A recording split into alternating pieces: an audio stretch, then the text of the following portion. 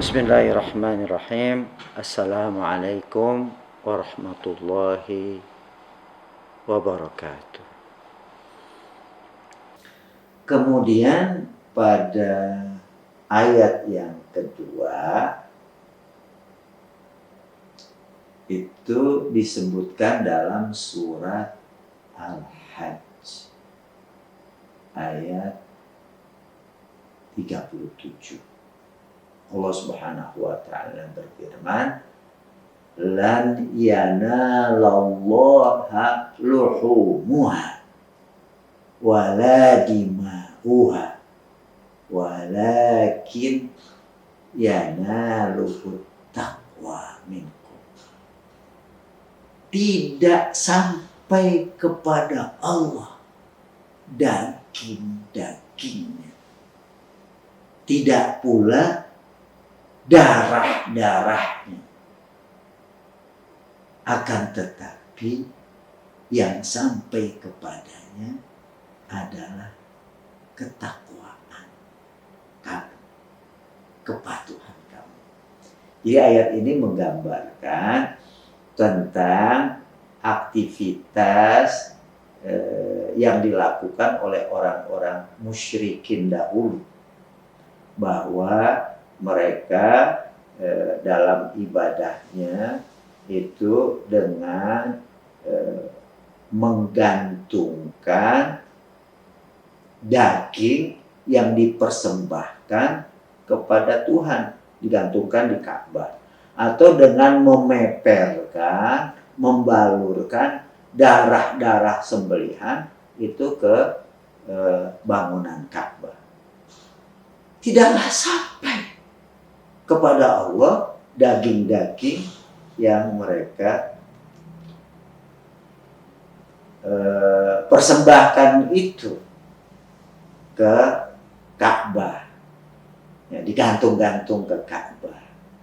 Juga ya darah-darah yang dibalurkan ke Ka'bah itu. Akan tetapi yang sampai kepada Allah adalah ketakwaan kamu. At-taqwa minkum. Begitulah. Nah, di sini kita garis bawahi, walakin yanaluhu taqwa minkum. Akan tetapi yang sampai kepada Allah adalah ketakwaan kamu, kepatuhan kamu, ketundukan kamu, keikhlasan kamu yang kamu lakukan semata-mata karena Allah. Itu ayat yang kedua. Kemudian ayat yang ketiga di surat Ali Imran ayat 29. Potongan ayat itu berbunyi, qul in tukhfu ma fi sudurikum au tukhfuhu ya'lamullah. Katakanlah, jika kamu rahasiakan, kamu sembunyikan apa yang di dada kamu, atau kamu nampakkan, ya'lamullah, maka Allah Maha tahu. Ya'lamullah, Allah Maha tahu. Jadi kesadaran orang melakukan sesuatu dengan keyakinan dan kesadaran bahwa Allah melihat dia, karenanya melakukan sesuatu itu hendaknya karena dia, karena Allah Subhanahu wa ta'ala. Allah Maha tahu, Allah Maha melihat, Allah Maha mendengar. Ya'lamullah, Allah mengetahui apa saja yang kamu sembunyikan dan apa saja yang kamu nampakkan. Itu 3 ayat yang beliau sebutkan untuk melandasi pembahasan tentang keikhlasan. Nah, setelah itu beliau menyebutkan hadis-hadis.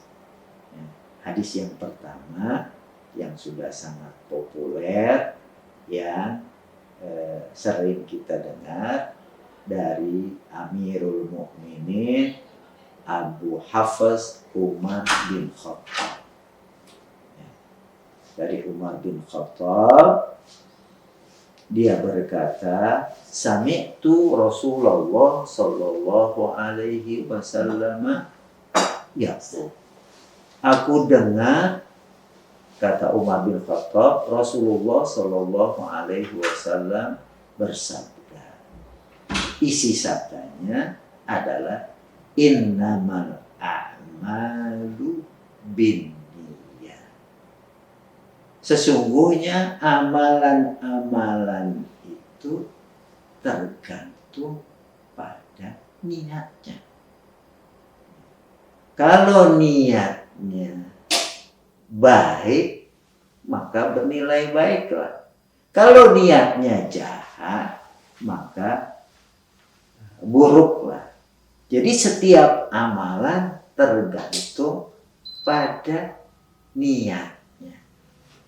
Wa innama likulli imri'in ma nawa. Hanyalah setiap orang akan mendapatkan apa yang dia niatkan sesuai dengan niatnya. Seseorang akan mendapatkan balasan dari apa yang dia niatkan.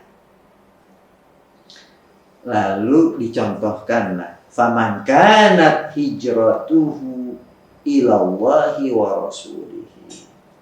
Barang siapa yang hijrahnya menuju Allah dan Rasulnya, niatannya itu untuk mendapatkan ridho Allah dan Rasulnya.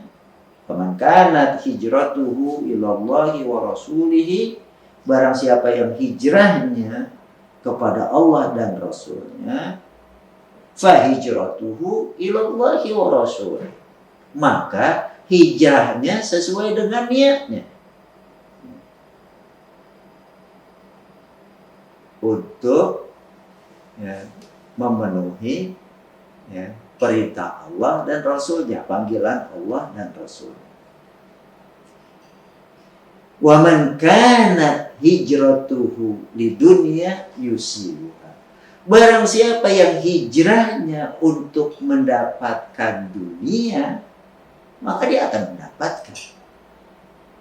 Tapi dia tidak mendapatkan ridho Allah. Karena niatannya untuk mendapatkan dunia, keuntungan dunia. Jadi disebutkan dua di sini, ya. Barang siapa yang berhijrah niatannya karena Allah dan Rasulnya, maka dia akan mendapatkan itu. Barang siapa yang hijrahnya untuk mendapatkan dunia, maka dia dapatkan dunia itu sesuai dengan niatnya. Awim ra'atin yang kihuha, atau dia berhijrah untuk mendapatkan wanita yang dia akan nikahi,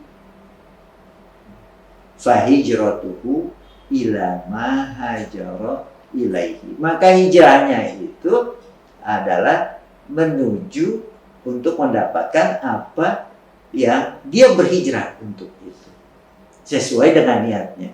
Hijrahnya niatnya untuk mendapatkan perempuan, maka dia dapatkanlah perempuan yang dia tuju itu. Ya. Kalau dia menginginkan dengan hijrahnya untuk mendapatkan ridho pahala dari Allah dan Rasulnya, dia dapatkan itu. Ya. Kalau dia menginginkan dengan hijrahnya untuk mendapatkan dunia, dia dapatkan apa yang dia inginkan. Mendapatkan perempuan, dia dapatkan apa yang dia inginkan. Nah, penggalan ini menjelaskan contoh seseorang mendapatkan balasan sesuai dengan niatnya. Nah, karenanya kita perlu meluruskan niat kita sebelum kita melakukan sesuatu, agar kita mendapatkan balasan sesuai dengan niat kita yang lurus tadi. Niat kita yang menginginkan mendapatkan pahala dan ridho dari Allah Subhanahu wa ta'ala. Subhanakallahumma wa bihamdika asyhadu an la ilaha illa anta astaghfiruka wa atubu ilaik. Assalamualaikum warahmatullahi wabarakatuh.